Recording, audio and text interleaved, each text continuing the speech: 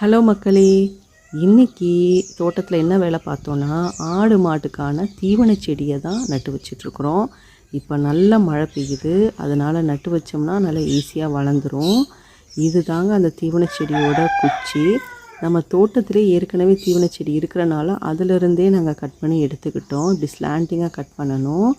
அதை நம்ம எடுத்து சும்மா ஊனி வச்சாலே போதும், அழகாக வளர்ந்துடும். இப்போ மழை பெய்கிறனால தண்ணி தேவையில்லை, இல்லைன்னா நம்ம ட்ரிப் சிஸ்டம் போட்டு நம்ம தண்ணியை பாய்ச்சிக்கலாம்.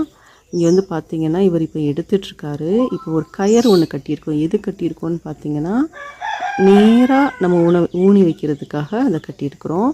அப்படியே சும்மா அவர் அப்படியே உள்ளே வைக்கிறார், அவ்வளோதான். அப்படியே நட்டு வைக்கிறாரு, வேறு ஒன்றுமே இல்லை. மண் ஈரமாக இருக்கிறனால அது ஈஸியாக நட்டிக்குது. இது தாங்க கொஞ்சம் வளர்ந்ததுக்கப்புறம் பாருங்கள் இப்படி இருக்கும். அப்படியே கொஞ்சம் நல்லா வளர்ந்துருச்சுன்னா இப்படி நல்லா வந்துடும்.